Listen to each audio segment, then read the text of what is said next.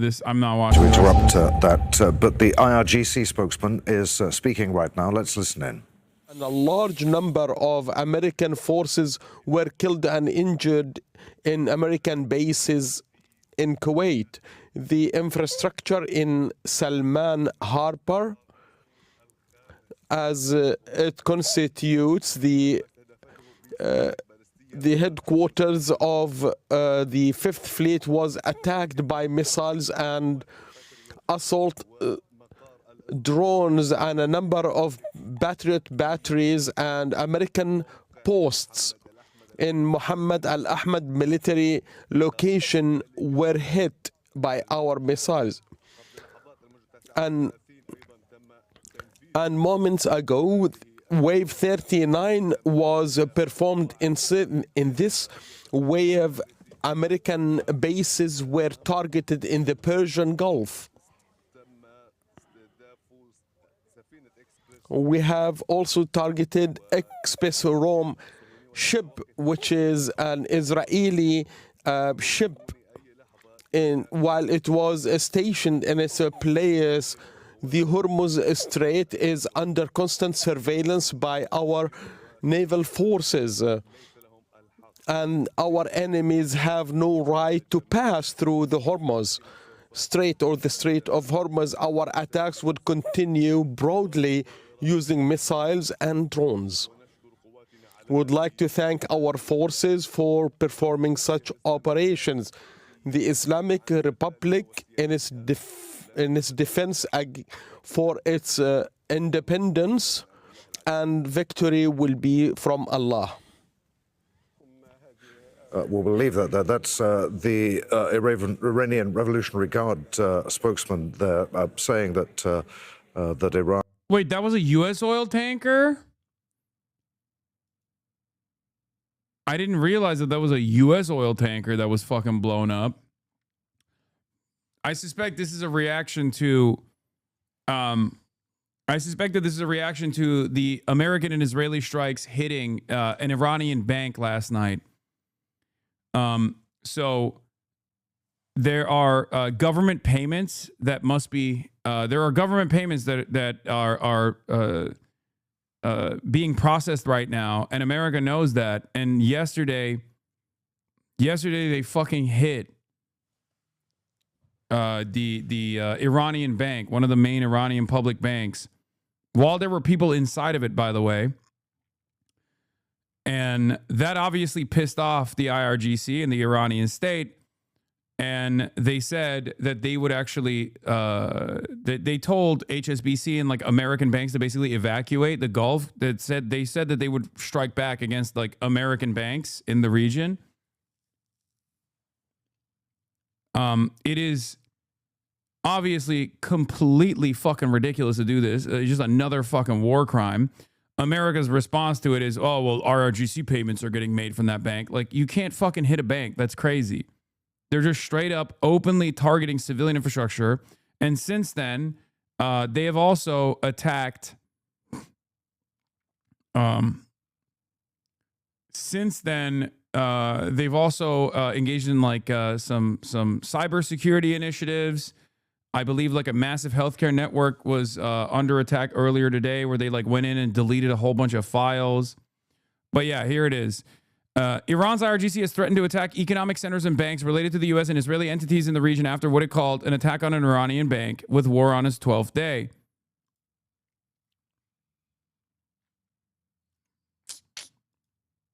They bombed a bank in Tabriz, very close to where my parents live.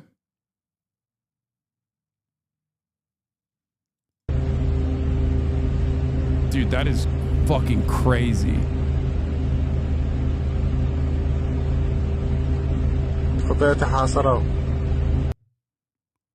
Stryker Medical, right? Yeah. Pro-Iran hackers claim cyber attack on major U.S. medical device maker Stryker. The cyber attack claimed by pro-Iran hackers has caused a global network disruption to a major U.S. medical device maker, according to the company's statement. Michigan-based Stryker is experiencing a global network disruption to our Microsoft environment as a result of a cyber attack, the company said in a statement to CNN. We have no indication of ransomware or malware and believe the incident is contained. Our teams are working rapidly to understand the impact of the attack on our systems. Stryker has business continuity measures in place to continue to support our customers and partners. Stryker makes a range of hospital equipment from defibrillators to ambulance cots. The company's computers in Ireland were also hit by the cyber attack.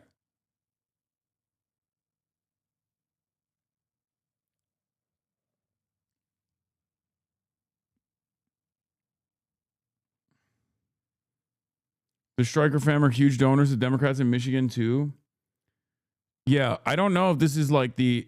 I don't think this is Handala. I don't know if they've claimed credit for it, because Handala is like the Iranian government's own hackers.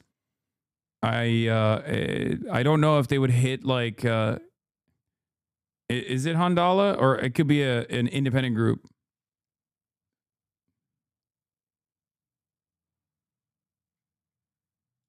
Check logs. They did. It was Handala. They took credit for it. Stryker makes a range of hospital equipment from defibrillators to ambulance cots. Yeah, they came in and they deleted files. A cyber attack linked to an Iranian hacker group has crippled Stryker, a global medical technology company. The attack reportedly used wiper malware that erased data from the network devices, shutting down systems at Stryker's Cork, Ireland site. Affected machines display the logo of a Handala hack. Okay, so it is Handala. Employees said network access collapsed, sending staff home and wiping some work accounts from personal phones. I hope it wasn't as severe as far as its impact. My wife used to work for Stryker and they were hacked today. She messaged her old coworkers and they're at the Apple store because their phones are all bricked and not working.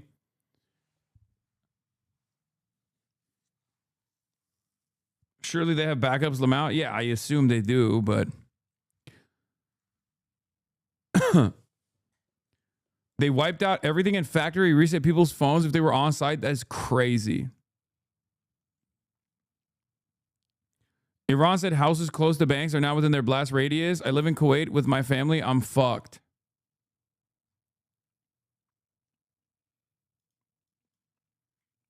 Handala hacked Haaretz 2 with a message that said, no need to learn Hebrew anymore. It will not be needed. Huh. Handala, if you're in the chat, I will join the IRGC if you wipe out my student loans.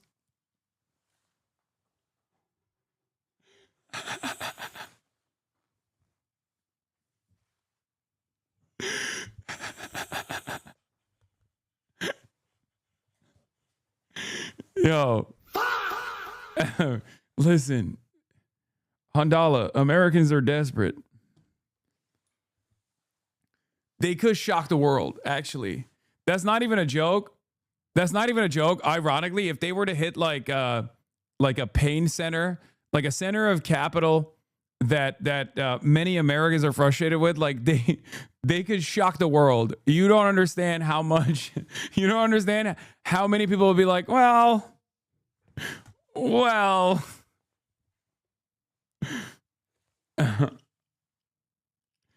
Then you know how that like one trans Marxist group was doing a funeral, like a vigil for remembering the supreme leader Ayatollah Ali Khamenei? That would no longer be sparsely attended. Okay, all I'm saying is they hit like Ticketmaster or some shit, or they hit student loan debts or like medical debt. I swear to God, Americans in fucking crowded city centers would be doing the Ya Ali Shia chants, okay? Oh my God, bro. TurboTax. They'd be running around doing the they would have like the little paper of like Shia poetry, screaming Haidar Haidar, slapping themselves in the chest. Shia MAGA. 100 million new Shias overnight. Erase all Mohela debt. Yeah.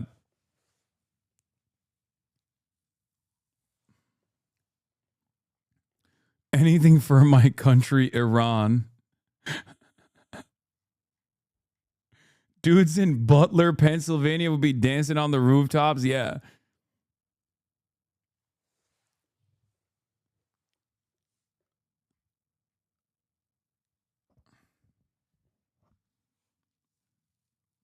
I would convert to Islam if they wiped out my student loan debt.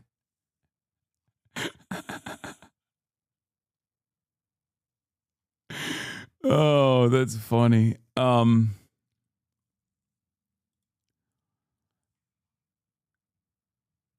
What is this? Sir, they're getting closer and closer to doing the meme. Iran reportedly fired 2 ballistic missiles during its attack on Israel this evening. One is intercepted, one crashed short of the Jordanian desert per Israeli reports. Wait, what do you mean?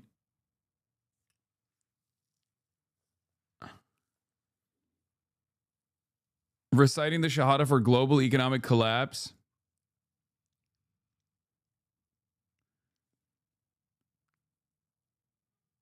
You wouldn't have that problem since taking loans on interest is haram easy. They declare jihad on predatory lenders. It is the Muslim way. There's a hole in Israel's early warning system, and its missile defense batteries are at risk as well. Oh, no. Have you tried releasing the hostages? All right, let's get back to this. Claiming that Iran had fired ballistic missiles and drones at the U.S. Fifth Fleet. This conflict is striking deeper at the global economy. Did you see this? Hezi/Iran still got hands? Yeah, no. Northern Israel was under heavy Hezbollah rocket barrage earlier today when I first started a couple hours ago. Look, this is new. This isn't like old footage, by the way. They were pummeling Northern Israel.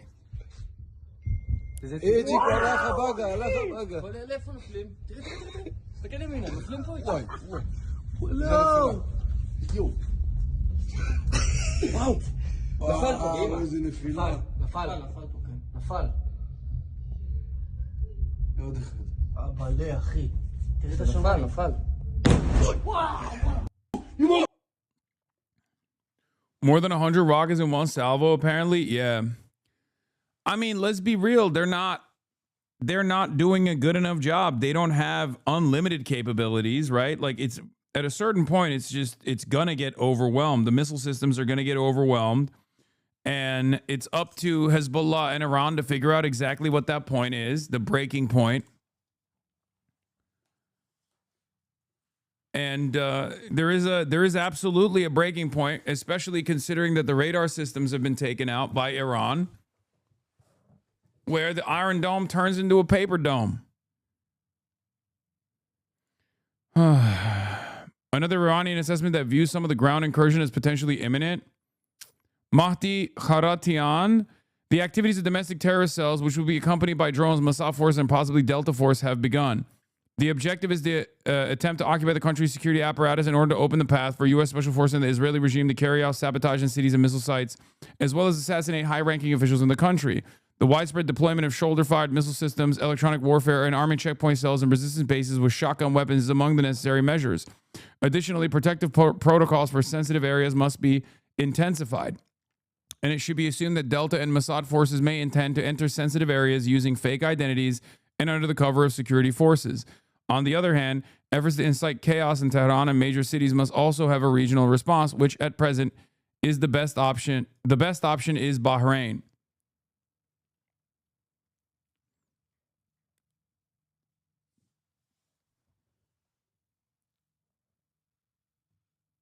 I don't know who this is, but Sina Tusi is pointing to it. So maybe there is like a real fear in Iran that this is happening. But I mean, this is...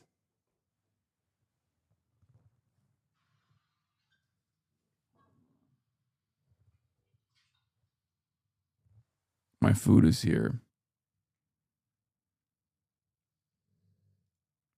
Kaya immediately goes guard dog mode.